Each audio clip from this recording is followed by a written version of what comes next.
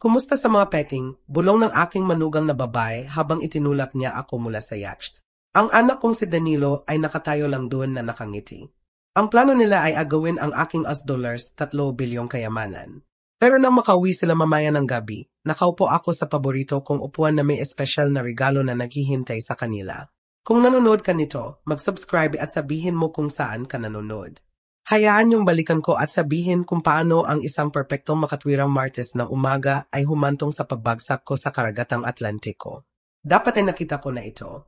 Pero sa 67, naniniwala pa rin ako na may kahulugan ang pamilya. Na mas makapal ang dugo kaysa tubig alat, kung gayon. Nagsimula ng maganda ang umaga.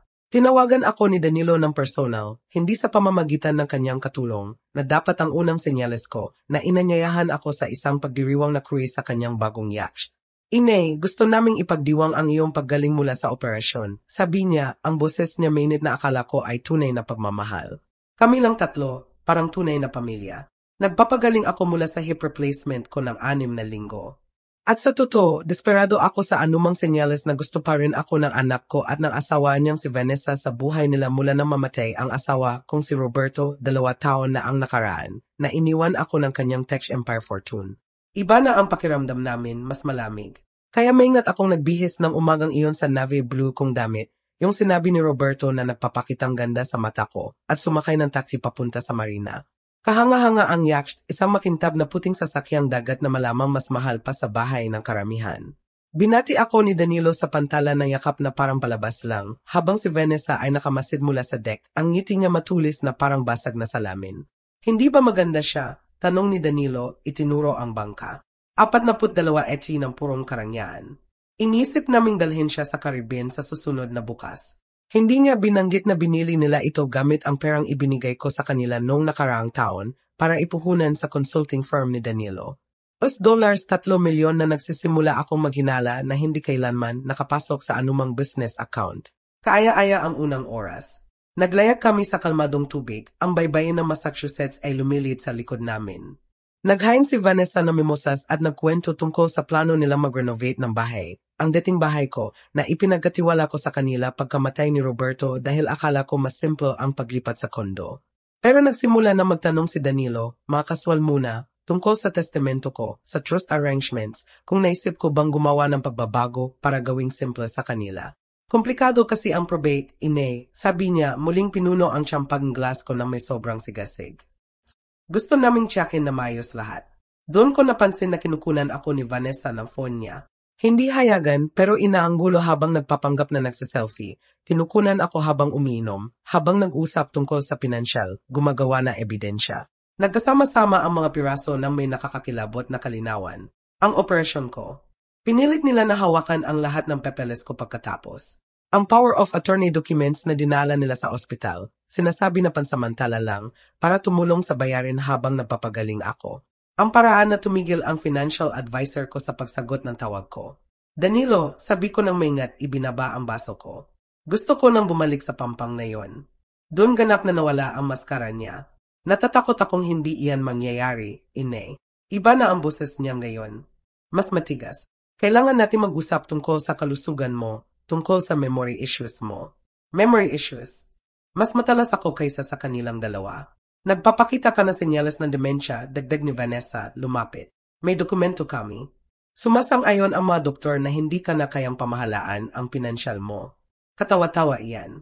Pero habang sinasabi ko ito, napagtanto ko kung gaano nila maingat na inorkestra ito. Milya-milya ang layo ng bangka sa pampang. Walang ibang sasakyan sa paningin. Kami lang tatlo, ang karagatan at ang plano nilang hikayatin akong pirmahan lahat o. Inay, sinusubukan naming tulungan ka, sabi ni Danilo. Pero malamig ang mata niya na parang taglamig. Pwede nating gawin ito ng madali o mahirap. Tumayo ako ng dahan-dahan, masakit pa rin ang balakang ko, pero kristal na malinaw ang isip ko. At kung tumanggi ako, doon ngumiti si Vanessa. Tunay nang gumiti. Sa unang pagkakataon sa buong araw. Well, matandang babae, bagong operasyon, malamang uminom ng sobrang pain medications, nalito sa bangka. Nagkibit balikat siya. Nakakadurog na aksidente ang nangyayari palagi. Pinalaki ko ang lalaking ito mula pa sa Lampin. Tinuruan magbisikleta, binayaran ang kolehiyo niya, kasal niya, bahay niya, at ngayon nakatayo siya doon na tumatango habang ang asawa niya ay nagbabanta sa buhay ko. Pareho kayong baliw kung akala ninyo makakalusot kayo rito. Sa totoo, maingat naming pinag-isipan ito. Hinugot ni Danilo ang folder ng papeles. Perma mo rito, agad na ilipat ang lahat ng assets sa amin para sa iyong proteksyon at uwi tayong lahat na masaya. Tiningnan ko ang mga dokumento, ang mukha ng anak kong puno ng pag-asa, ang phone ni Vanessa, patuloy na nag-record. Tiningnan ko ang karagatan, malawak at mapanganib, at kahit papaano mas kaunti ang takot kaysa sa 2 taong dapat ay nagmamahal sa akin. Pumunta kayo sa impyerno, sabi ko. Doon gumalaw si Vanessa sa likod ko at binulong ang mga salitang iyon tungkol sa peking. Hindi marahas ang tulak. Matalino sila para roon. Bigla ang shove lang nang wala ako sa balance, nakatingin sa tubig. Bumagsak ako, navy dress at lahat sa malamig na Atlantiko. Habang tumatama ako sa tubig, narinig ko si Danilo na sumisigaw, "Inay." Diyos ko, Inay. Pero narinig ko rin ang boses ni Vanessa na mas mababa na nakikipag-usap sa telepono. Kailangan mong i-file ang emergency petition bukas na umaga. Malinaw na hindi na siya competent, masyado. Pagkatapos ay sumara ang tubig sa ulo ko at may mas malaking problema ako kaysa sa pagtataksil nila. Malakas akong lumanggoy. Si Roberto at ako ay naglalaps tuwing umaga, pero ang lamig ay nagbigay shock sa sistema ko at hinila ako pababa ng damit ko. Sinipa ko ang sapatos ko at sumambulat sa ibabaw, humihingal sa tamang oras para makita ang yacht na mabilis na umaalis. Talagang iniwan nila ako roon para mamatay. Doon ko nakita ang fishing boat. Si Kapitan Jaime Morales ay eksaktong uri ng lalaki na sasagip sa tubig na puno ng peting para iligtas ang nalulunod na lola. 60 tigang mula sa mga dekada sa karagatan at may ganitong moral compass na nawawala sa puno ng pamilya ko. Santo Cielo, Ginang, anong nangyari sa iyo? Tanong niya habang hinila ako niya at ng kanyang teenage na apo sa kanilang fishing vessel. Nanginginig ako ng hindi mapigilan, ang ngipin ko ay nanginginig ng hindi ko na makasalita. Binalot ako ni Jaime ng kumot na amoy alat at langis na makina habang sinimulan ni Tyler ang makina. Ang pamilya ko, nasabi ko sa pagitan ng nanginginig ng ngipin. Sila, ang yacht, nakita namin silang umalis na parang paniki mula sa impyerno, sabi ni Jaime ng may kalungkutan. Hindi man lang lumingon. Anong uri ng tao ang mag-iwan ng tao na lumulutang sa gitna ng karagatan? Iyong uri na magmamana ng $3 bilyon kung wala ako para pigilan sila, naisip ko. Pero sa malakas, sinabi ko lang, yung uri na hindi talaga pamilya. Nag-radio si Jaime sa Coast Guard habang binalot ni Tyler ng isa pang kumot. Ito ang Molly Sue. May babae kaming hinila mula sa tubig mga 12 mitimok silangan ng Gloucester. Siya ay conscious, responsive, pero kailangan ng medical na atensyon. Sandali, sabi ko, hinawakan ang braso ni Jaime. Akiusap huwag ipaalam na natagpuan ninyo ako. Hindi pa. Pinag-aralan ni Jaime ang mukha ko ng may matatalim na mata ng taong nakakita na ng sapat sa buhay para makilala kung kailan tumatakbo ang isa mula sa higit sa malamig na tubig. May gulo ka ba? Pero hindi iyong inisip mo. Huminga ako ng nanginginig. Kailangan kong makarating sa pampang ng walang nakakaalam na buhay pa ako. Matutulungan mo ba ako? Tiningnan ako ni Tyler ng may pag-aalangan. Lolo, hindi ba tayo dapat? Dapat at hindi dapat ay nakakatawang bagay, sabi ni Jaime ng dahan-dahan. Minsan ang paggawa ng tama ay hindi sumusunod sa rules. Muling pinindot ang radio. Coast Guard, ito Molly Sue. Peking alarma sa rescue. Lumalabas na debris sa tubig. Lahat malinaw. Habang papunta kami sa maliit na private dock, alam ni Jaime. Sinabi ko sa kanila lahat tungkol kina Danilo at Vanessa, tungkol sa pera, tungkol sa mga dokumento na gusto nilang pirmahan ko. Nakikinig si Jaime nang walang pagkaantala, ang ekspresyon niya ay lumalalim sa bawat detalye. Kaya naisip nila na mas gusto nilang maging mayaman na ulila kaysa dukhang anak na may buhay na ina, sabi ni Jaime na matapos ako. Mukhang gayon, kaya anong gagawin mo? Yan ang tanong, hindi ba? Anong gagawin ko? Opisyal na patay ako sa alam nina Danilo at Vanessa. Babalik sila sa pampang, tatawag sa mga autoridad, i-report akong nawawala sa bangka, maglaro ng grieving family habang isinasagawa ang anumang legal documents na inihanda nila. Pero ito ang bagay sa pagiging supposedly dead. Nagbibigay ito ng options na wala nung buhay ka pa. Hayaan ko silang isipin na nanalo sila, sabi ko, nagulat sa kalmado ng boses ko. At pagkatapos ay sisirain ko sila. Ngumiti si Jaime sa unang pagkakataon mula nang hilahin ako mula sa tubig. Ngayon parang plano na worth helping. Inihatid kami ni Tyler sa maliit na dock sa cove na hindi ko pa nakikita. Kilala ni Jaime ang isang babae roon na nagpapatakbo na maliit na bed and breakfast. Walang tanong. Cash only. Si G&G Cruz, isang matigas na babae sa 70s na tiningnan ang kalagayan ko at agad na napainit ng sopas. Hindi man lang kumurap ng ipaliwanag ni James na kailangan ko ng lugar na off the books ng ilang panahon. Honey, nagpapatakbo ako nito ng 30 taon, sabi niya, naglalagay ng chicken broth sa mangkok. Nakita ko na ang mga tao na tumatakbo mula sa lahat ng uri. Hanggat hindi ka nagdadala ng karahasan sa pintuan ko, welcome ka. Nang gabing iyon, habang si Danilo at Vanessa ay malamang na nag-file ng police reports tungkol sa kanilang tragically missing mother, nakaupo ako sa kusina ni G&G. Cruz na nakashoot ng hiniram na damit at napaplano ng kanilang pagbagsak. Sumang-ayon si James na maging mata at tenga ko. Ang bangka niya ay lehitimong ginagamit sa fishing charters na nangangahulugan na madalas siya sa marina kung saan itinatago ni Danilo ang yacht. Makakamonitor siya ng galaw nila, makikinig sa usapan nila, maaari mag-imbestiga ng mag-isa. Ito ang hindi ko maintindihan, sabi ko, humihigop na ikatlong tasa ng cup. Paano nila plinano gawing legal ito? Kahit mamatay ako ng aksidente, may procedures, investigations. Iyan din ang nakakabother sa akin, sumang-ayon si James. Dapat may higit pa silang forged someone sa loob. Nang gabing iyon, gumawa ako ng listahan ng lahat na may access sa pinansyal kumula nang mamatay si Roberto. Ang abogado ko, ang accountant ko, ang financial advisor ko, ang bank managers, ang trust officers. May nagpapakain na impormasyon kina Danilo at Vanessa, tumutulong sa plano nila at malalaman ko kung sino. Pero una, kailangan ko malaman eksakto kung anong kwento ang sinasabi nila tungkol sa pagkawala ko. Si G&G Cruz ay may lumang computer na may internet access at gumugol ako na oras sa pagbabasa ng news reports tungkol sa tragic boating accident na kumitil sa buhay ng kilalang businessman na si Roberto Hernandez Nabalo. Ipininta ng mga artikulo ang larawan ng grieving family na humaharap sa pagbaba ng mental state ng matanda.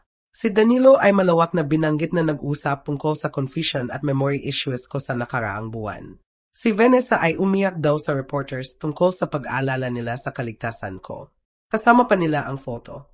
Ako sa birthday party ni Danilo noong nakaraang taon, mukhang medyo nalilito habang hawak ang inumin. Naalala ko ang sandaling iyon. Nalito ako dahil walang nagsabi na surprise party ito. At dumating ako sa akala kong tahimik na family dinner para makakita ng 20 strangers sa dating bahay ko. Pero sa photo, mukhang nawawala at matanda lang ako. Eksakto ang imehe na gusto nilang i-project. Online na ang obituary. Margarita Hernandez, minamahal na ina at lola, namatay sa tragic boating accident habang nag-enjoy ng outing kasama ang devoted family niya. Sa halip na bulaklak, hiniling ng pamilya ang donation sa Alzheimer's Association. Kahit sa kamatayan, ginagawa nila ang narrative ng supposed mental decline ko. Mga bastos, bulong ko, isinara ang laptop.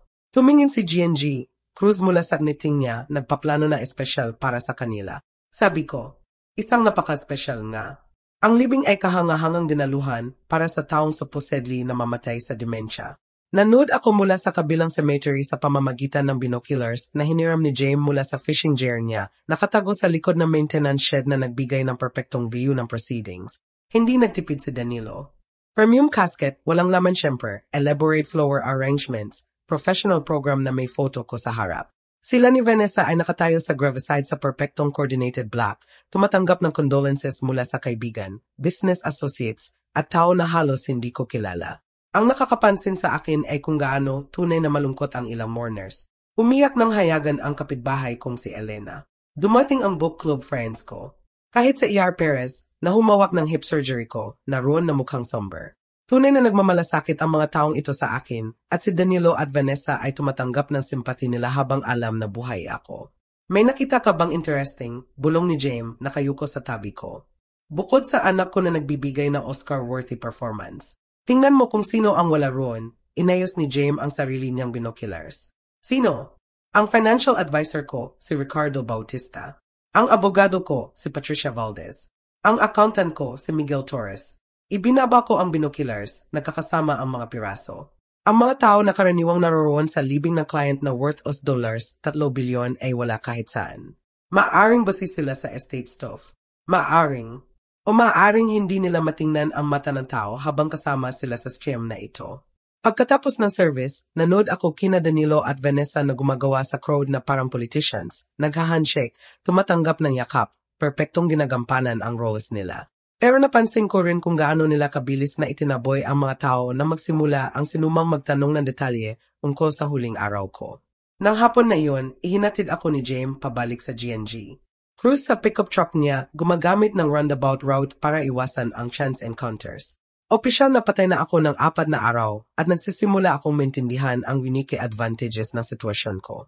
Kailangan ko makapasok sa dating bahay ko, sabi ko sa kanya habang pumapasok kami sa driveway ni GNG, Cruz. Mukhang dangerous iyan. Malamang nandun sila ngayon, di ba? Hindi ayon sa property records na tiningnan ko kaninang umaga. Pinanatili nila ang sarili nilang lugar. Walang nakatira ang bahay ko mula nang lumipat ako sa kondo noong nakaraang taon. Hinugot ko ang piraso ng papel kung saan gumagawa ako ng notes. Pero ito ang interesting part. May nagbabayad na utilities, kuryente, tubig, heating. May nagmamantain nito. Bakit nila gagawin iyan kung walang nakatira roon? Magandang tanong. Sa palagay ko oras na para malaman ko. Nang gabing iyon, inihatid ako ni James 3 blocks mula sa dating tahanan ko sa Beacon Hill. Ang bahay kung saan ako nanirahan kasama si Roberto ng 35 taon. Pinalaki si Danilo, nag-host ng countless dinner parties at holiday celebrations, ang bahay na ipinagkatiwala ko sa anak ko dahil akala ko may kahulugan ang pamilya. Pagkatapos ng hating gabi at tahimik ang kalye maliban sa occasional car na dumadaan, may susi pa rin ako. Hindi naisip ni Danilo na bawiin ito at nakalusot ako sa backdoor na parang kriminal na bumobomba sa sariling dating tahanan. Iba ang pakiramdam ng bahay. Hindi eksaktong walang laman, pero mali somehow. Gumalaw ako sa pamilyar na kwarto gamit ang flashlight na ibinigay ni James, maingat na iwasan ang windows na nakaharap sa kalye. Ang living room furniture ay natakpan ng sheets, pero nakita kong may bagong pieces na idinagdag. Mamahaling pieces. Leather sofa na mas mahal pa sa kotse ng karamihan. Entertainment center na tsak na wala nung nakatira pa ako roon. Sa kusina, puno ang refrigerator, hindi ng basics na itatago mo sa bahay na occasional visit, pero sariwang pagkain, mamahaling pagkain, imported cheese, organic vegetables, uri ng premium items na nagmumungkahi ng regular occupancy. Pero ang home office, dating study ni Roberto, kung saan ko natapuan ang talagang hinintay ko. Natakpan ang desk ng documents, legal papers, financial statements, at pinakadamning, detalyadong timeline ng tinatawag nilang Margaret Project. Ang sarili kong pangalan na ginawang code word para sa pag-eliminate ko. Pinicturean ko lahat gamit ang disposable camera na ibinigay ni James, nanginginig ang kamay ko sa galit habang binabasa ang plano nila. Mahigit 1 taon na silang gumagawa nito, maingat na nagdodokumento na sinasabi nilang senyales ng mental deterioration ko. Doctor visits kung saan kino-quote nila ako para mukhang nalilito. Social situations kung saan sinet up nila ako para mukhang disoriented.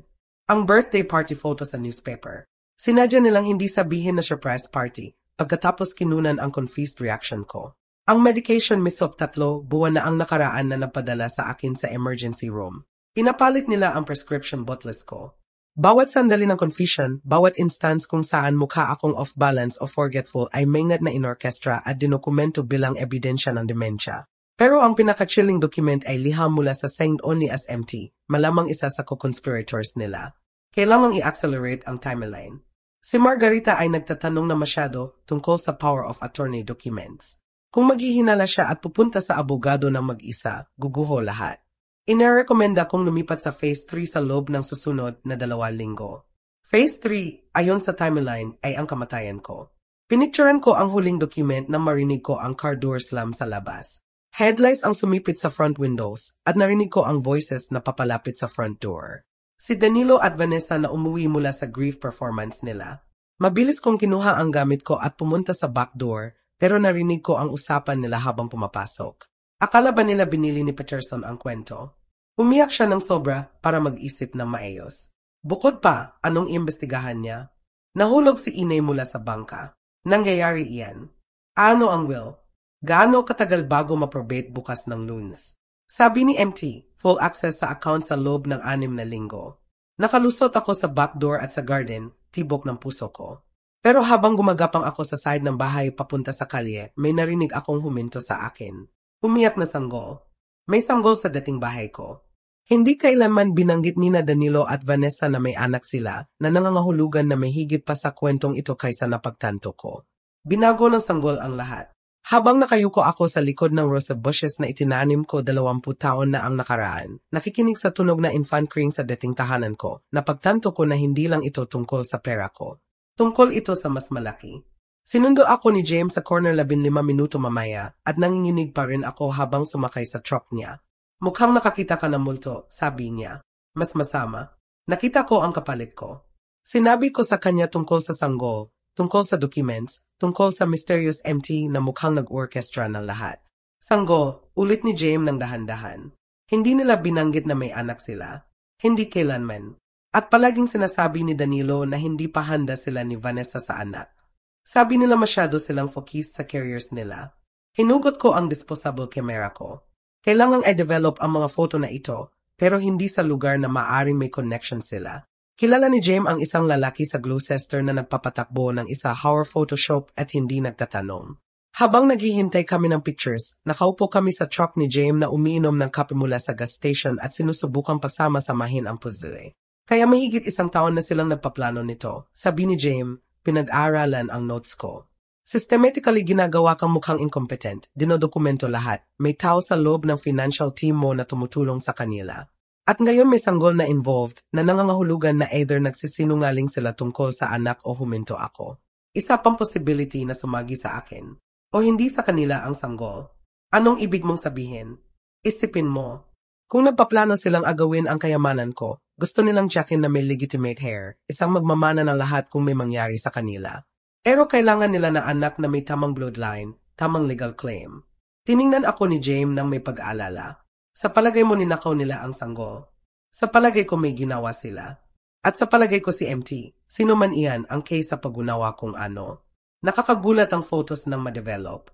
Malinaw na ebidensya ng year-long conspiracy nila, complete sa timelines, fake medical reports, at financial projections na nagpapakita kung paano nila plinano gastusin ang pera ko. Pero ang pinaka-disturbing photo ay ang huli. Birth certificate na halos hindi ko napansin, nakatago sa ilalim na ibang papers. Babe Hernandez, ipinanganak 3 linggo na ang nakaraan. Ina si Vanessa Hernandez, ama si Danilo Hernandez. Pero nasa paligid ko si Vanessa 4 na araw na ang nakaraan sa yacht na iyon. Tiyak na hindi siya nagpapagaling mula sa panganganak.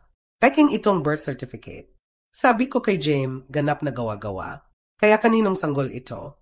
Nang gabing iyon, hindi ako makatulog. Nakahiga ako sa guest room ni GNG, Cruz, nakatitig sa kisame at nag-isip tungkol sa lahat ng natutunan ko.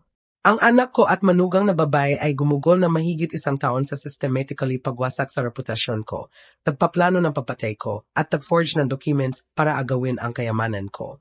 At ngayon may sanggol sila na itinatago ang existence sa mundo. Sa susunod na umaga, gumawa ako ng desisyon na nagulat pati ako. Babalik ako, sabi ko kay James sa breakfast. Pero hindi sa bahay. Susundan ko sila. Dangerous as hell iyan. Margarita, kung makita kanila, hindi dahil sa alam nila, ako ay pagkain ng isda. Ikinalat ko ang local map sa kitchen table ni GNG, Cruz. Tingnan mo, kailangan nilang dalhin ang sanggol sa isang lugar sa araw. Daycare, babysitter, isang bagay. Hindi nawawala ang mga sanggol ng 8 oras habang naglalaro ang magulang ng grieving family. Pinag-aralan ni James ang map ng may pag-aalangan. At anong inaasahan mong makita? Ang katotohanan tungkol sa sanggol na iyan at hopefully ang identity ni MT, si GNG, Cruz, na tahimik na nakikinig habang naghuhugas ng plato, sa wakas ay nagsalita. May private investigator sa bayan na may utang na loob sa akin. Professional, discreet, at napakahusay sa pagsunod sa tao nang hindi nakikita. Hindi ko maaring isama pa ang iba rito, protesta ko. Honey, sabi ni GNG, Cruz, pinupunasan ang kamay sa dish towel. Lampas ka na sa kakayahang hawakan ito ng mag-isa. Sinubukan ka nilang patayin. Hindi sila mag-aalangan na subukan ulit kung malalaman nilang buhay ka pa. Tama siya syempre, pero ang pag-hire ng private investigator ay nangangahulugan ng pag-amin sa higit na tao na hindi ako talaga patay. Nangangahulugan ito ng pagpapalawak ng circle ng tao na nakakaalam ng sikreto ko. Anong uri ng utang na loob ang mayroon sa investigator na ito? Gumiti si GNG, Cruz ng misteryoso. Iyong uri kung saan hindi napunta sa kulungan ang apo ko para sa stupid na ginawa niya ng 22 siya. Yan na si Danny Castro, dating pulis, napaka-reliable at mahusay sa paggawa ng problems disappear. Sa tanghali, nakaupo ako sa maliit na office ni Danny Castro sa itaas ng sandwich shop sa downtown Gloucester. Sinasabi ang kwento ko sa ikatlong pagkakataon sa isang linggo. Si Danny ay mga 50 na may maagang gray hair at uri ng alert AS na walang nakakalampas. Kaya gusto mong sundan ko ang anak mo at manugang, alamin ang tungkol sa mysterious bebe na ito, at identify ang co-conspirator nila. Buod niya pagkatapos ko. Tama iyan. At binabayaran mo ako ng ano? Dahil ayon sa newspapers, frozen ang lahat ng assets mo pending probate. Hinugot ko ang envelope na inihanda ko kanina. Cash. May emergency money akong nakatago sa safety deposit box na hindi alam ni Danilo. Palaging iginit ni Roberto na magkaroon ng liquid funds para sa emergencies. Tumingin si Danny sa bills, sapat para sa 2 linggo na surveillance at tumango. Kailangan ko ng photos ng targets at anumang addresses kung saan maaring nandun sila. Ibinigay ko sa kanya lahat na mayroon ako, kasama ang photos mula sa break-in ko sa bahay. Pinag-aralan ni Danny ng maingat, particular na binigyang pansin ang documents na may mysterious empty signature. Pamilyar ang handwriting na ito, sabi niya hinugot ang magnifying glass.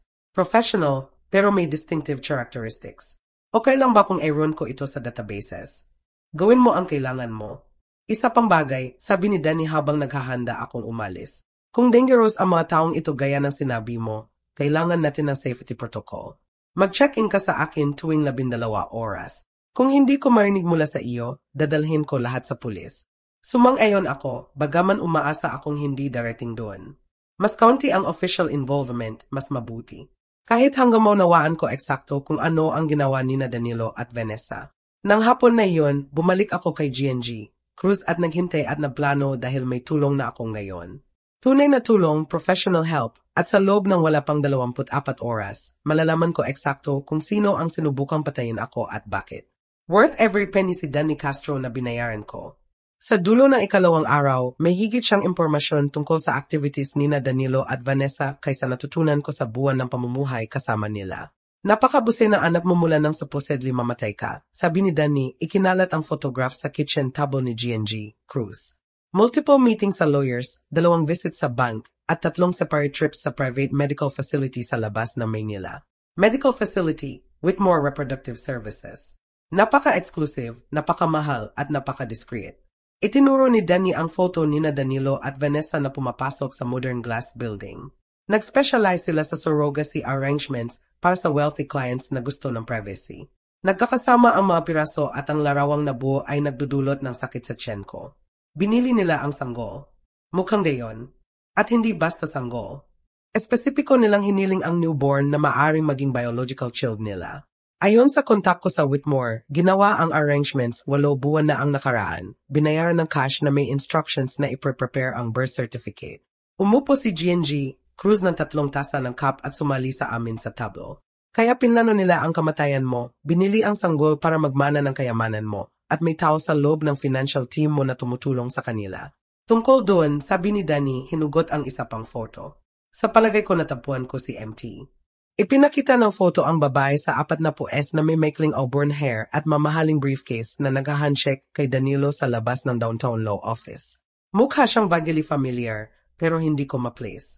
Miranda Torres, patuloy ni Danny, partner sa Morrison Torres and Associates. Humahawak sila ng estate planning para sa ilang prominent Manila families. Torres, ulit ko, sandali, si Miguel Torres ang accountant ko. Mag-asawa ba sila? At dito nagiging interesting. Si Miranda Torres ay tahimik na nagbuo ng client base ng wealthy elderly individuals na may strained family relationships. Nag-specialize siya sa tinatawag niyang family transition planning. Tinitigan ko ang photo, sa wakas ay nagising ang recognition. Nakilala ko siya mga 6 na buwan na ang nakaraan sa charity function na pinilit akong dalhin ni Danilo. Napaka-interesado siya sa estate planning ko. Palaging nagtatanong tungkol sa trust structures ko. Sigurado ako dahil si Miranda Torres ay may very specific business model. Nag-identify siya ng elderly clients na may substantial assets at estranged families, pagkatapos tumutulong sa families na i-accelerate ang inheritance nila sa pamamagitan ng tinatawag niyang compassionate intervention. Ibig mong sabihin murder, sabi ni GNG, Cruz ng blunt. Ibig kong sabihin, gumagawa siya ng legal frameworks na nagpapahintulot sa families na kunin ang control ng assets habang buhay pa ang elderly person gamit ang claims ng incompetence, dementia, o diminished capacity. Ginawa niya ito kahit 6 na beses sa nakaraang 3 taon.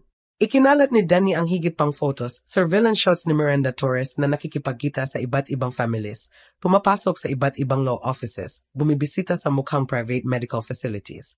Nagpapatakbo siya ng buong operation, naghahanap ng wealthy elderly people na may greedy relatives, tumutulong na i-orchestra ang ebidensya ng mental decline, nagbibigay ng legal cover para sa asset transfers, at kumukuha ng substantial cut ng inheritance. At kung tumanggi ang elderly person na makipagtulungan o maghihinala, may accident sila, boating mishaps, falls downstairs, medication overdoses. Palaging tragic, palaging plausibly accidental, at palaging financially convenient para sa surviving family. Nakaramdam ako ng sakit. Hindi lang ito tungkol sa pera ko. Tungkol ito sa systematic operation na target ang vulnerable seniors. Ilan ang pinatay niya na mapapatunayan ko? Wala. Nasuspek ko kahit 12 sa nakaraang 5 taon.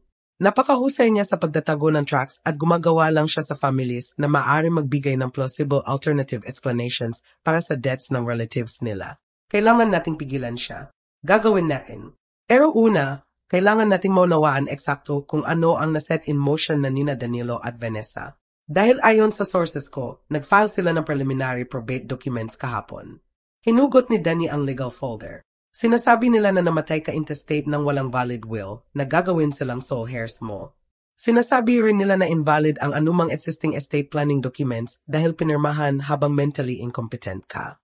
Pero may will ako, very specific, detailed will na na-update 2 taon na ang nakaraan. Alam ko, natabuan ko ito. Binuksan ni Danny ang folder at hinugot ang pamilyar na document. Ang will ko na may mukhang pirma ko sa ibaba. Pero ganap na iba ang text sa naalala kong pinirmahan. Pinalitan nila ito, bulong ko, sinuri ang forged document. Iniwan nito lahat kay Danilo na may provisions para sa anumang future children niya, kasama ang sanggol na kakakuha lang nila sa Whitmore Reproductive Services. Tumayo ako at lumakad sa window ni GNG. Cruz, nakatingin sa karagatan. 1 linggo na ang nakaraan, ako ay grieving widow na sinusubukang panatilihin ang relationship sa tanging pamilya ko. Ngayon ako ay murder victim na nakaligtas sa sariling assassination, natuklasan na ang anak ko ay bahagi ng larger criminal enterprise na target ang elderly people. May isa pang bagay, sabi ni Danny na mahinahon. Tungkol sa sanggol, lumingon ako paharap sa kanya. Ang birth mother ay 17-year-old girl na si Sarah Cruz. Tumakas mula sa Cebu. Walang pamilya, walang support system. Natabuan siya ni Miranda Torres sa shelter sa Cebu at inoffer as $50,000 para dalhin ang sanggol para sa loving couple na hindi makakaanak. Nasaan siyang ngayon? Grim ang expression ni Danny. Ayon sa medical records, namatay siya mula sa complications sa delivery. Pero nakipag-usap ako sa nurse sa Whitmore na naalala si Sarah. Malusog na babae, walang risk factors, normal pregnancy hanggang sa araw na nanganak siya. Nakabitin ang implication sa hangin na parang usok. Pinatay nila siya, sabi ko. Sa palagay ko, pero hindi ko pa mapapatunayan. Kinuha ni Danny ang photos niya. Ang mapapatunayan ko ay na ang anak mo at manugang ay bahagi ng criminal organization na systematically nagpapatay ng elderly people para sa pera nila. At bukas na umaga, makikipagkita sila kay Miranda Torres para i-finalize ang legal transfer ng assets mo. Naupo ako ulit, mabilis ang isip ko. Saan? Office ni Torres downtown. 10 oras ang tiningnan ko si GNG Cruz. Pagkatapos kay Danny. Pagkatapos ang photos na ikinalat sa tablo na nagpapakita ng anak ko na naghahandshake sa professional killer. Kaya sa palagay ko oras na para bumangon si Margarita Hernandez mula sa patay. Ang pinakamahirap sa pagpaplano ng pagbabalik mula sa patay ay pagdedesisyon kung aling audience ang unang mabibigla. Maari kong i-confront si Danilo at Vanessa ng private, bigyan sila ng chance na mag-explain, pero iyon ay assuming na deserve nila ang explanation. O maari kong gawing public ang resurrection ko, hayaan sila matuklasan na buhay ako sa parehong paraan ng ibang mundo. Pinili ko ang option 3, strategic counting. Gusto mong ano? Tanong ni Danny nang ipaliwanag ko ang plano ko. Gusto kong malaman nilang buhay ako pero hindi alam kung gaano ko alam tungkol sa operation nila. Gusto kong matakot sila, off balance, gumagawa ng mistakes. Tumango si GNG, Cruz nang may pag-aproba. Sexological warfare. Gusto ko iyan. Simple pero effective ang plano. Habang si Danilo, Vanessa at Miranda Torres ay nasa downtown meeting nila na nagdi-divide ng assets ko, ako ay magpapakita ng presence ko sa mas subtle ways.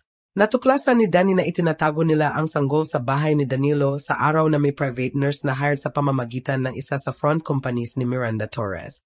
Ang nurse, babae na si Carol Perez, walang idea na nag-alaga siya ng sanggol na essentially binili sa pamamagitan ng kamatayan ng teenage mother niya. Mabuting tao si Carol, check ni Danny pagkatapos ng background check. Single mom, nursing degree, clean record. Malamang inisip niyang tumutulong siya sa legitimate family sa child care, kaya deserve niyang malaman ang katotohanan. Nang umagang iyon, habang si Danilo at Vanessa ay downtown legally erasing ako mula sa existence, nakatayo ako sa front porch ng dating bahay ko at tinapik ang doorbell. Si Carol Perez ay mas bata kaysa inaasahan ko, mga 35, na may tired eyes at genuine warmth. Binuksan niya ang pinto na hawak ang bebe botlo at nakashoot ng scrubs na puno ng cartoon animals. Matutulungan ko ba kayo? Tanong niya. Hello, Carol. Ako si Margarita Hernandez. Sa palagay ko inalagaan mo ang apo ko. Nawala ang dugo sa mukha niya. Alam niya ang pangalang iyon. Nasa news ito sa nakaraang linggo. Ang wealthy widow na namatay sa boating accident. Ikaw namatay. Nabasa ko iyan. Nabasa ko. Fascinating story, bagaman hindi ganap na accurate. Gumiti ako ng mahinahon. Pwede ba akong pumasok? Sa palagay ko kailangan nating mag-usap. Humagbang si Carol pabalik. Tinititigan pa rin ako na parang tunay na multo ako. Pero namatay ka sa papers sa news. Sabi ng anak ko na maraming bagay. Apparently, hindi lahat totoo. Sinundan ko siya sa living room, dating living room ko, kung saan nakaupo ang sanggol sa bouncy set, gurgling contentedly. Oh, huminga ako, nakikita ang infant sa unang pagkakataon. Oh, ikaw na magandang bagay. Perpekto ang sanggol, mga 3 linggo, na may dark hair at serious brown eyes. Nakashoot siya ng mamahaling outfit at ang kwarto sa paligid niya ay puno ng high-end baby equipment na malamang libo-libo ang halaga. Ano ang pangalan niya? Tanong ko, naupo sa upuan sa tabi ng bouncy set.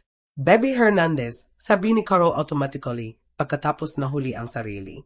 Ibig kong sabihin, sabi nila ang pangalan niya ay magiging Roberto Jr. pagkatapos ng lolo niya, pero hindi pa sila sigurado. Hindi pa sila sigurado dahil hindi nila siya kilala ng sapat para pangalanan, sabi ko na mahinahon. Dahil hindi talaga sa kanila ang sanggol, ba? Mabilis na naupo si Carol sa sofa. Hindi ko maintindihan kung anong nangyayari. Dapat patay ka. At si Danilo at Vanessa, dapat grieving parents na kailangan ng tulong sa newborn nila habang humaharap sa family matters. Carol, kailangan mong makinig ng mabuti. Ang sanggol na ito ay hindi biological child nina Danilo at Vanessa. Binili nila siya sa illegal surrogacy arrangement na nagresulta sa kamatayan ng birth mother niya at sinubukan nilang patayin ako 6 na araw na ang nakaraan para agawin ang inheritance ko at palakihin ang batang ito bilang heir nila. Impossible ayan. Hinugot ko ang photos na kinuha ni Danny, ang documents na kinopya ko mula sa home office ni Danilo, ang ebidensya ng criminal operation ni Miranda Torres. Ipinakita ko kay Carol lahat. Pinapanood ang ekspresyon niya na nagbabago mula sa disbelief sa horror habang nagiging malinaw ang scope ng conspiracy. Ang teenage girl na nanganak sa sanggol na ito ay si Sarah Cruz, sabi ko na mahinahon. 17 taong gulang na walang pamilya, walang support system. Sinasabi nila na tumutulong siya sa loving couple na hindi makakaanak. Namatay siya sa delivery sa suspicious circumstances. Umiyak na si Carol, tinitingnan ang sanggol na may bagong pag-unawa. Hulila siya. At kung makakalusot sina Danilo at Vanessa rito, lalaki siya na inisip na sila ang magulang niya, hindi kailanman malalaman na namatay ang tunay niyang ina para bigyan siya ng buhay. Anong gusto mong gawin ko? Gusto kong kumuha ka ng pictures. Idokumento ang lahat na maaari mo tungkol sa pagkreto nila sa kanya, kung ano ang sinabi nila sa iyo, sino pa ang involved, at pagkatapos gusto kong tulungan mo akong tiyakin na lalaki ang sanggol na ito na alam ang katotohanan tungkol sa pinanggalingan niya. Pinunasan ni Carol ang mata niya at tumango. Ang tunay niyang pangalan ay dapat Roberto Sara Hernandez, pagkatapos ng lolo niya at birth mother niya. Perpekto iyan. Gumugol ako ng 1 oras kay Carol at baby Roberto Sara, kumuha ng photos, dinodokumento ang setup sa dating bahay ko, at ipinaliwanag kung ano ang susunod. Sumang-ayon si Carol na ipagpatuloy ang pag-alaga sa sanggol habang lihim na nangongolekta ng ebidensya at pinapanatili akong updated tungkol sa activities nina Danilo at Vanessa. Babalik sila mga tanghali, sabi niya sa akin habang naghahanda akong umalis. Palaging umuwi sila para sa lunch para i-check siya, tumawag, mag-handle ng business. Perpekto. Sa oras na iyon, matatanggap na nila ang unang mensahe ko. Habang nakikipag-usap ako kay Carol, busi si Danny downtown. Nag-park siya sa tapat ng office building ni Miranda Torres na may telephoto lens. Kumuha ng pictures nina Danilo at Vanessa na pumapasok sa building. Nakikipagkita kay Torres, naghahandshake sa inaakala nilang legal death certificate ko. Pero ang tunay na regalo ay ang inihatid ni James sa lawyer's office nila habang nasa meeting sila. Sumulat ako ng simple note sa elegant stationery. Dear Danilo at Vanessa, greatly exaggerated ang reports ng kamatayan ko. Kailangan nating mag-usap. Love, Ine. Yes. Ipadala ang regards ko kay Little Roberto Sara. Maganda siya. Inihatid ng messenger ang note ng eksaktong 11:47 Habang nasa office pa rin ni Torres na nag-finalize ng probate paperwork, ayon kay Danny na nanood mula sa kabilang kalye, tatlo silang tumakbo mula sa building sa loob ng minuto pagkatanggap ng note. Putla ang mukha sa panic. Nagsimula ang psychological warfare. At nang hapon na iyon, nang bumalik sila sa dating bahay ko, inaasahan na buo ang comfortable conspiracy nila. Matutuklasan nila na ang supposedly dead victim nila ay napakabusay na. Dahil hindi lang ako buhay, galit ako. Armed ako ng ebidensya at handa na ako sa digmaan.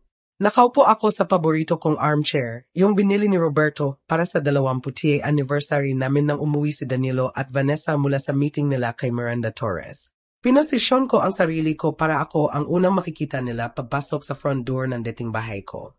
Worth 6 days sa Atlantiko ang hitsura sa mukha nila. Hello, mga darling, sabi ko ng kaya-aya, hindi tumayo. Kumusta ang meeting ninyo? Umaasa akong hindi kayo pumirma na important habang wala ako. Sumigaw si Vanessa. Talagang sumigaw na parang nakita ang worst nightmare niya na sa palagay ko ay gayon. Si Danilo ay nakatayo lang na nakabuka ang bibig. Hawak pa rin ang case niya. Tinititigan ako na para maaaring mawala ako kung kumurap siya ng malakas. Nagulat. Tanong ko, dapat kong sabihin na terribly premature ang reports ng kamatayan ko. Bagaman enjoy ko ang pagbasa ng sarili kong obituary. Alzheimer's donations. Alaga, nice touch iyan. Lumitaw si Carl mula sa kusina na buhat si Baby Roberto Sara. Naghihintay siya sa likod ng bahay gaya ng plano namin, handa na maging witness sa susunod. Hiniling ni G&G, Hernandez na ilabas ko ang sanggol, sabi ni Carl ng kinakabahan. Gusto niyang makilala ng maayos ang apo niya. Apo niya, nakahanap si Vanessa ng boses niya, bagaman lumabas ito na parang unggol. Carl, ang babaeng ito ay siya ay patay, helpful na dagdag ko. Nasaklaw na natin yan. Lumalabas na mas mahirap ang pagkalunod kaysa hitsura, lalo na kapag may mabubuting tao na humihila sa iyo mula sa tubig. Tinanggap ko ang sanggol mula kay Carol, inayos siya ng komportable sa arms ko. Hello, little Roberto Saray. Ako ang tunay mong lola, hindi iyong uri na sinusubukang bilhin ka ng blood money. Hindi Roberto Saray ang pangalan niya. Snap ni Vanessa, bumabalik ang composure niya. Pangalan niya ang anumang desisyonan namin dahil anak namin siya. Siya ba?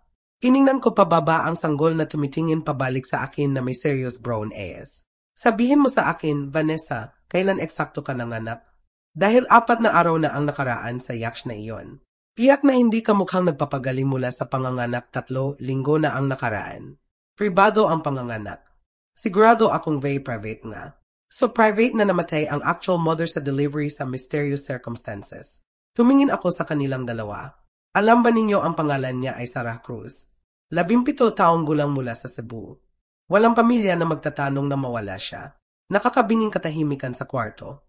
Huminga si Carol, tinakpan ang bibig ng kamay. Impossible iyan, sabi ni Danilo. Pero kulang sa conviction ang boses niya. Hindi kami kailanman ano. Hindi kailanman makikipagsabuatan kay Miranda Torres para mabatakbo ng illegal surrogacy operation. Hindi kailanman systematically poison ang reputasyon ng matandang babae para agawin ang kayamanan niya. Hindi kailanman itulak ang sariling ina mula sa yacht at iwan para patay. Tumayo ako ng dahan-dahan, hawak pa rin ang sanggol. Alin eksakto ang hindi ninyo gagawin, Danilo? Si Vanessa ang unang nakabawi. Ang shock niya ay nagiging malamig na calculation na nakita ko sa yacht. Patunayan mo.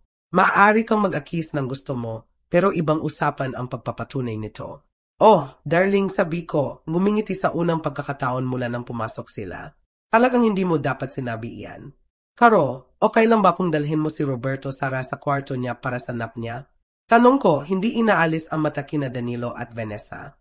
Kailangan ng grown-ups na mag-usap. Pagkatapos umalis ni Carol na may sanggol, lumakad ako sa mantelpiece kung saan ipinakita ni Danilo ang ilang family photos. Wala sa kanila kasama ako. Napansin ko. Maupo kayo, sabi ko. Ang boses ko ay may authority na dating nagpapatakbo na household staff ni Roberto. Pareho kayo, naupo sila, mukhang shell-shock pa rin. Hayaan ninyong sabihin ko kung ano ang ginagawa ko sa nakaraang linggo habang nagpaplano, kayo ng libing ko at nagdi-divide ng assets ko. Hinugot ko ang Manila folder mula sa likod ng chair cushion. Nag-imbestiga ako at natututo at dinodokumento. Ikinalat ko ang photographs na kinuha ni Danny sa coffee table. Si Danilo at Vanessa na nakikipagkita kay Miranda Torres. Multiple visits sa Whitmore Reproductive Services. Financial documents na nagpapakita ng cash payments para sa sanggol. Ito si Miranda Torres, sabi ko, itinuro ang isang photo. Nag-specialize siya sa pagtulong sa families tulad ninyo na i-accelerate ang inheritances nila sa pamamagitan ng tinatawag niyang compassionate intervention. Sa plain English, tumutulong siya sa greedy relatives na patayin ang elderly people para sa pera nila. Yan. Katawa-tawa, sabi ni Vanessa.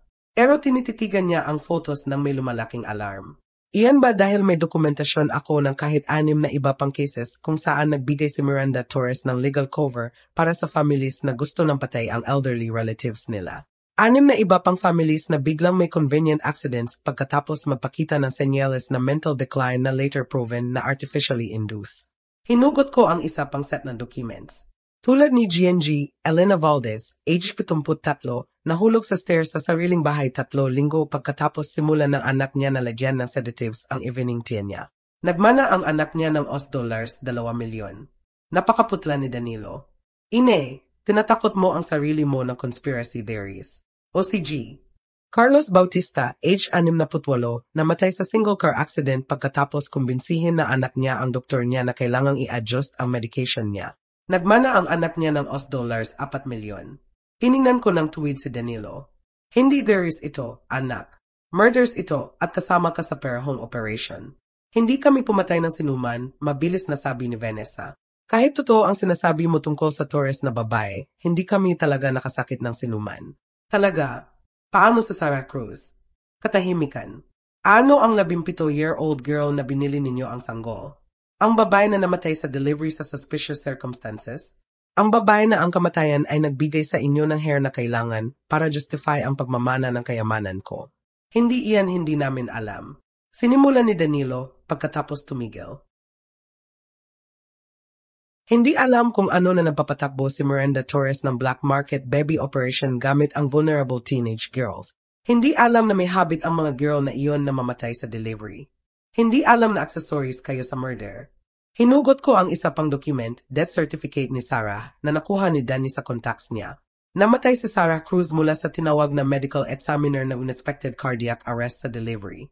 Pero ayon sa nurse na naroon, malusog si Sarah, bata, at walang senyales ng distress hanggang sa sandali na tumigil siya sa paghinga. Si Carol ay bumalik at nakatayo sa doorway na nakikinig sa lahat. Ang parehong nurse, at tuloy ko, na nagsabi sa investigator ko na naroon si Miranda Torres sa delivery at siya personally ang nag-administer ng tinawag niyang routine medication minuto bago pumunta si Sarah sa cardiac arrest. Ang investigator mo, mahina na tanong ni Danilo. Akala mo ba mag-isa ko itong ginagawa? May private investigator ako, surveillance photos, financial records, medical documents, at testimony mula sa multiple sources. Gumiti ako ng malamig. May isa pa akong bagay na maaring interesting sa inyo. Lumakad ako sa dating desk ni Roberto at binuksan ang top drawer, hinugot ang maliit na digital recorder. Nare-record ko ang buong conversation na ito. Bawat salitang sinabi ninyo, bawat admission na ginawa ninyo, bawat piraso na ebidensya na kinumpirma ninyo. Hinawakan ko ang recorder.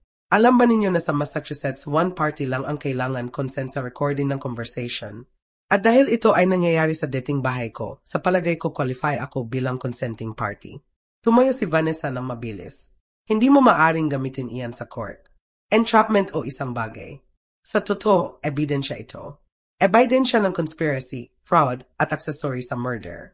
Ebidensya na magpapakulong sa inyong dalawa ng matagal. Sa wakas nakahanap si Danilo ng boses niya. Anong gusto mo? Anong gusto ko? Tumawa ako at hindi kaya-aya ang tunog. Gusto ko ang pera ko pabalik.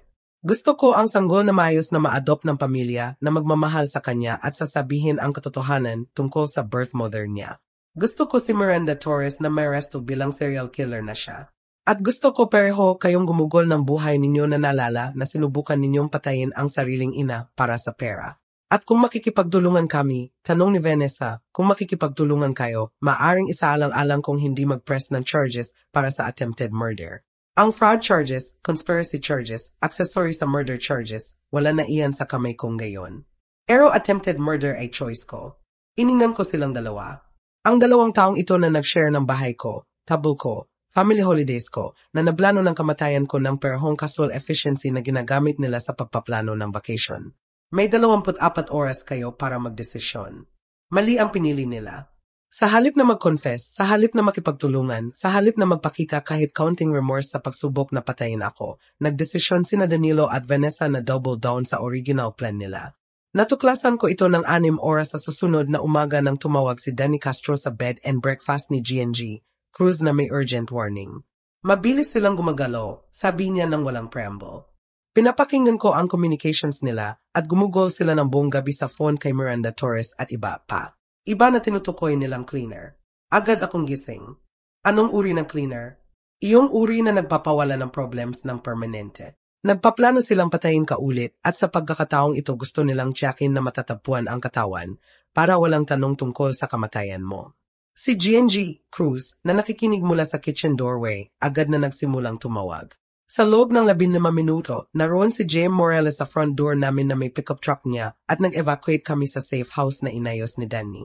Gaano katagal tayo may oras? Tanong ko habang nagda-drive kami sa per-down darkness. Hindi masyado. Ang cleaner na hired nila ay lumilipad mula sa New York kaninang umaga. Ayon sa sources ko, nag-specialize siya sa paggawa ng murders na mukhang accidents at may perfect success rate siya. Ang safe house ay maliit na cottage sa private island na accessible lang sa bangka. Kilala ni James ang may-ari, isa pang mangingisda na may utang na loob sa kanya at hindi nagtatanong. Narating namin ito habang sumisikat ang araw sa Atlantiko. Ito ay insane, sabi ko, nakaupo sa kitchen table ng cottage na may tasa ng cup, sinusubukang i-process kung ano ang nangyayari. Ang sariling anak ko ay nag-hire ng professional killer para patayin ako. Gumagawa ang mga tao ng terrible things para sa pera, sabi ni James nang may kalungkutan. Pero hindi natin sila papayagang makalusot. Dumating si Danny isang oras mamaya na may higit pang disturbing news. Mas masama kaysa inaakala natin. Si Miranda Torres ay hindi lang nagpapatakbo ng murder for inheritance scheme. Bahagi siya ng larger network. Target nila ang wealthy elderly people sa buong New England ng mga taon. Ikinalat niya ang photographs at documents sa tablo. Nakilala ko kahit 20 suspicious deaths sa nakaraang 5 taon. Lahat wealthy seniors, lahat na may greedy relatives, lahat ruled accidental o natural despite circumstances na dapat nag-trigger ng investigations. Paano sila nakakalusot? May tao sila sa loob ng system. Medical examiners, police detectives, probate judges. Hindi lang family business. Organized crime ito na may very specific target demographic. Si G&G Cruz, na iginit na sumama sa kabila ng danger, pinag-aralan ang photographs ng may kin-eye. Ang babaeng ito dito, sabi niya itinuro ang surveillance photo. Nakita ko na siya noon. Saan? Sa hospital kung saan ako volunteer. Naroon siya mga 6 na buwan na ang nakaraan na nagtatanong tungkol sa elderly patients na walang family visitors. Sabi niya mula siya sa Social Services Agency. Nagpalit ng tingin si Danny at ako. Nag-scout siya ng targets. At ngayon hinahabol ka nila dahil ikaw ang unang tao na nakaligtas sa operation nila at maaaring mag-testify tungkol sa ginagawa nila. Sabi ni James, kaya kailangan nating tiyakin na maririnig ang testimony ko bago sila magkaroon ng chance na isilence ako. Gumugol ako na natitirang umaga na isinusulat lahat. Bawat detalye ng pagtataksil ni Danilo at Vanessa, bawat piraso ng ebidensya na nakolekta namin tungkol sa operation ni Miranda Torres, bawat pangalan at petsa at transaction na naalala ko. Kung may mangyari sa akin, kahit man lang mabubuhay ang katotohanan. Pero mga tanghali, tumawag ang phone ni Danny na may news na nagbago ng lahat. Natabuan nila ang cleaner, sabi niya pagkatapos ng tawag. Patay sa hotel room niya. Single gunshot sa ulo. Professional execution. Anong ibig sabihin yan? Ibig sabihin si Miranda Torres ay naglilinis ng bahay. Sino mamaaring ikonekta siya sa murder network ay ina-eliminate, kasama potentially ang anak mo at manugang. Ang naisip na pinatay si Danilo ay dapat natakot sa akin. Sa halip, nakaramdam ako na malamig na satisfaction na nagulat sa intensity nito. Mabuti, sabi ko. Hayaan ninyong malaman nila kung ano ang pakiramdam na mataksilan ng taong pinagkakatiwalaan nila. Pero umiling si James. Hindi mo naiintindihan, Margarita. Kung ina-eliminate ni Torres ang witnesses, kasama ka roon, pero kasama rin ang sanggol na iyan. Ang ulilang infant na walang legal guardians ay loose and na hindi niya kayang i-afford. Lumamig ang dugo ko. Si Robert Osara. Papatayin din niya siya. Gagawin na tragic accident. Carbon monoxide leak, sunog sa bahay, isang bagay na mag-i-eliminate ng ebidensya kasama ang witness. Mabilis akong tumayo na natumba ang tasa ng cup ko. Kailangan nating kunin siya. Dangerous masyado iyan. Pinapanoran nila ang dating bahay mo, naghihintay na lumitaw ka. Kaya sa palagay ko kailangan kong bigyan sila ng hinintay nila. Simple ang plano na nagiging terrifying. Isusuko ko ang sarili ko kina Danilo at Vanessa, hayaan silang isipin na nanalo sila, at magtitiwala na nasa posisyon si Danny at James para iligtas kami ni Baby Roberto Sara kapag dumating si Miranda Torres para maglinis ng bahay. Ito ang pinakastupid na plano na narinig ko, sabi ni GNG Cruz habang naghahanda kaming bumalik sa mainland. Ito ang tanging paraan para iligtas ang sanggol na iyan. Sagot ko, sinuri ang hidden recording devices na ibinigay ni Danny at para makakuha ng sapat na ebidensya para ibagsak ang buong operation ni Torres. Pinapakinggan ni Danny ang communications buong umaga. Si Miranda Torres ay nagda-drive mula sa New York, plinano na dumating sa dating bahay ko sa gabi. Sinabihan sina Danilo at Vanessa na dalhin ako roon na buhay para ma-interrogate ni Torres kung ano ang alam ko bago ayusin ang final accident ko. Inisip nila na ipagpapalit ko ang buhay ko para sa sanggol, sabi ko kay James habang papalapit ang bangka niya sa dock sa Gloucester. Wala silang idea na nagpaplano na ako nito ng mga araw. Ang recording devices ay nakatago sa buong dating bahay ko, inilagay ni Carol Perez, habang wala sina Danilo at Vanessa na gumagawa ng arrangements nila kay Torres. Si Carol ay naposition din ng camera sa strategic locations at magtatago sa basement na may Baby Roberto Sara, handa na tumakas sa old servants entrance kung makamali.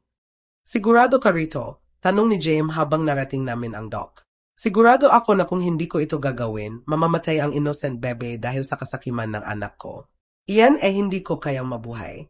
Lumakad ako sa dating front door ko ng eksaktong 6 oras. Gaya ng arranged, si Danilo ang sumagot, mukhang haggard at takot. Inay, sabi niya at sa isang sandali narinig ko ang maliit kong anak sa boses niya, ang batang pinalaki ko, minahal, isinakripisyo para sa. Hello, Danilo. Narito ako gaya na ipinangako. Si Vanessa ay napapace sa living room, ganap na shattered ang usual composure niya. Darating siya soon, sabi niya nang hindi tumitingin sa akin. Si Miranda Torres, gusto niyang makipag-usap sa iyo. Sigurado akong gayon. Ine, sinimula ni Danilo, pagkatapos tumigil. Hindi ko gusto na umabot ito rito. Pero pinayagan mo, sabi ko ng simple. Pinayagan mo dahil as dollars 3 bilyon ay mas worth sa iyo kaysa buhay ng ina mo. Hindi niya maatim ang mata ko. Dumating si Miranda Torres ng eksaktong 7 oras. Mas maliit siya kaysa inasahan ko, net, professional-looking woman na maaring accountant o lawyer na sinuman, na sa palagay ko ay siya na.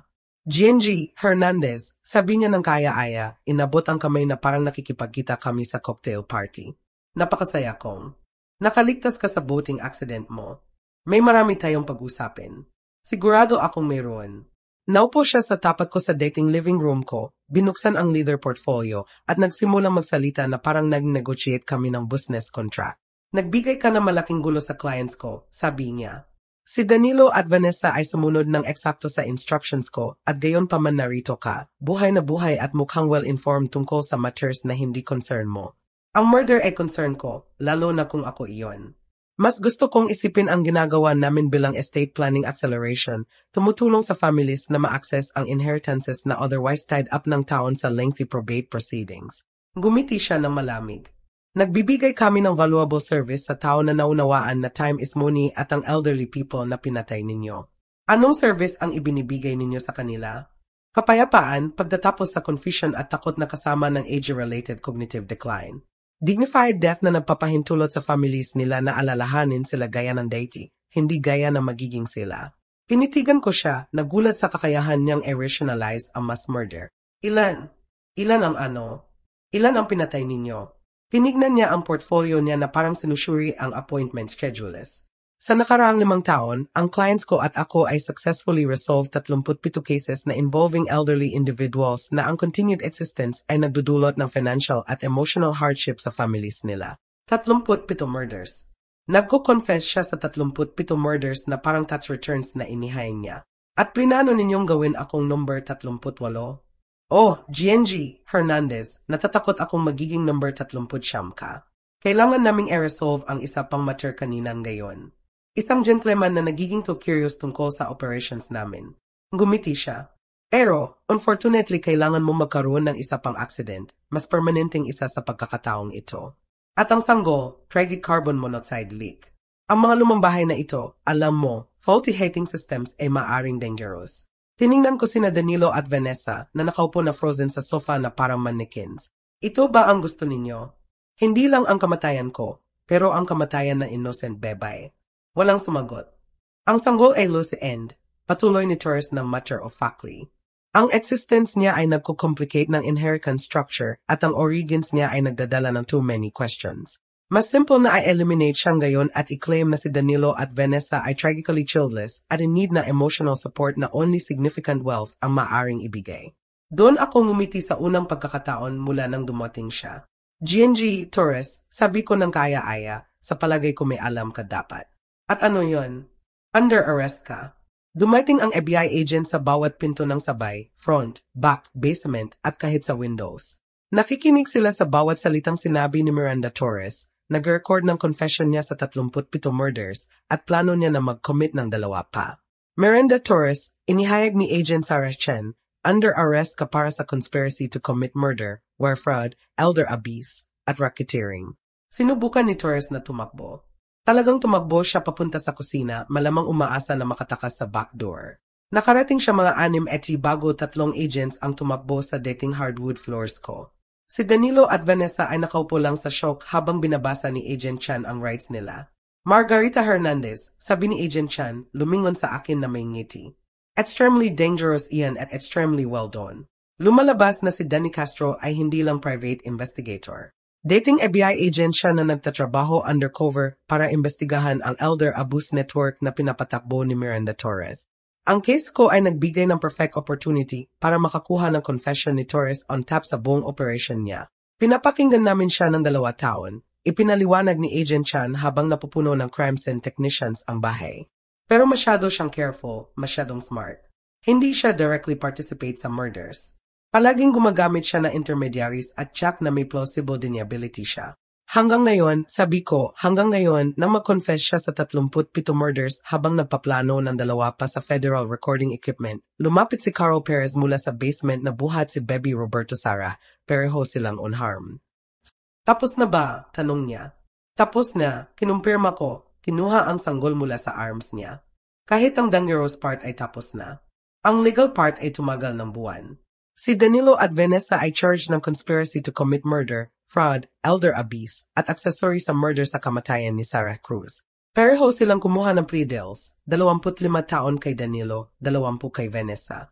Si Miranda Torres ay nag-trial at convicted sa all counts. Life in prison without possibility of parole. Ang network na binyo niya ay dismantled sa sumunod na taon. 17 iba pang conspirators ang naresto, kasama ang corrupt medical examiners, probate lawyers, at family members na participate sa murders. Ipinakita na investigation na ang operation ay nakapagnakaw ng higit as $200 milyon mula sa elderly victims sa 6 na states. Pero ang pinaka-important outcome ay Baby Roberto Sara. Legal kung in-adopt siya na may full support ng court system at extended family ni Sarah Cruz na natapuan na nakatira sa Canada. Nagpapasalamat sila na may willing na palakihin ang anak ni Sarah at sabihin ang katotohanan tungkol sa brave yung mother niya na sinusubukang bigyan siya ng better life. Ang tunay niyang pangalan ay Roberto Sara Hernandez, ipinaliwanag ko sa family court judge. Roberto para sa lolo niya, Sarah para sa birth mother niya, at Hernandez dahil iyan ang pamilya na magmamahal sa kanya at palakihin siya na may katotohanan tungkol sa pinanggalingan niya. Ang judge, babae sa 60s na closely following ang case, gumiti. Sa palagay ko proud si Sarah Cruz kung paano natapos ang kwento niya. 72 na ako ngayon, 5 taon mamaya, at si Roberto Sara ay remarkable little boy na eksaktong alam kung sino siya at saan siya galing. Alam niya na ang birth mother niya ay brave teenager na si Sarah na gusto siyang bigyan ng good life. Alam niya na ang adoptive father at stepmother niya ay sinusubukang gamitin siya sa scam na nagkakahalaga ng buhay ni Sarah. At alam niya na minsan ang tao na supposed na magmamahal sa iyo ng higit ay iyong kailangang protektahan ang sarili mo. Si GNG Cruz ay nagpapatakbo pa rin ng bed and breakfast niya, bagaman nagdagdag siya na sa the line bilang consultant, tumutulong sa iba pang elderly people na suspect na ang families nila ay maaring hindi para sa best interests nila. Si J. Morales ay nagpapatakbo pa rin ng fishing charters niya, pero naging local legend siya sa paghila ng dying grandmothers mula sa Atlantico. At si Danny Castro, Agent Castro, nagtatrabaho pa rin sa FBI, pero nagpapadala siya sa akin ng Christmas cards tuwing taon na may photos na iba pang elderly people na niligtas niya ang buhay. Tungkol kina Danilo at Vanessa, nasa kulungan pa rin sila. Minsan nasusulat sa akin si Danilo na sinusubukang ipaliwanag kung bakit niya ginawa, humihingi ng forgiveness, claiming na manipulated siya ng tao na mas matalino sa kanya. Hindi ako sumasagot. Dahil ito ang natutunan ko sa linggo ko bilang dead woman. Ang pamilya ay hindi tungkol sa dugo o obligation o inheritance. Tungkol ito sa pagpapakita kapag kailangan ka ng isa, pagprotekta sa vulnerable, at paggili ng love over greed tuwing single day. Si Roberto, Sarah, at ako ay may ganitong uri ng pamilya ngayon. Iyong uri kung saan walang itinutulak sa bangka, walang nagnanakaw ng trust funds, at walang kailangang mamatay para maging mayaman ang iba. Mas mabuting pamilya ito kaysa sa ipinanganak ko, at definitely better kaysa sa pinalaki ko. Salamat sa pakikinig. Huwag kalimutang mag-subscribe at feel free na i-share ang kwento mo sa comments. Mahalaga ang boses mo.